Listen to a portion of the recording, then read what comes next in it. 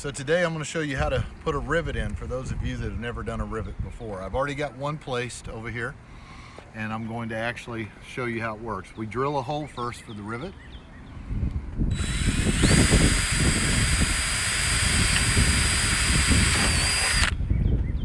The hole is drilled, which will actually hold in the neck of the rivet, or what I call the neck. And these are color coded to actually match our building. I take it and I place it in. Get it in there good. And I have a DeWalt riveter that has the different heads, which really help out quite a bit if you're using different size rivets. This one even swivels. Unlock, and I'll place it onto the stem, and then you just ratchet. You do it a couple of times and it swells out the head and pops off. There's that one. And here is the other one. That's really all there is to putting in a rivet.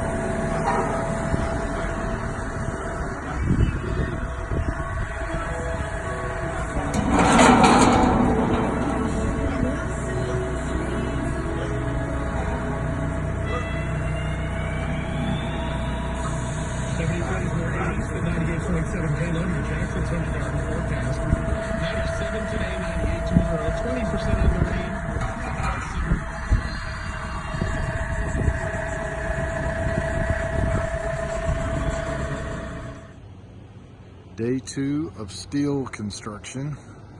We'll have 3 days on this build because of a lot of custom design features. We're going to have some special eyebrows over the 3 garage doors on this one. And we're going to have a little alcove here in the very back corner, back right. But so far, so good. Got it probably about 80% done on the steel frame, and then we can start putting up the skirting and all of the insulation. This one has a little bit steeper incline than most, a little bit more pitch, which is going to be a little more fun when we go to put on the steel, because you tend to slide on these.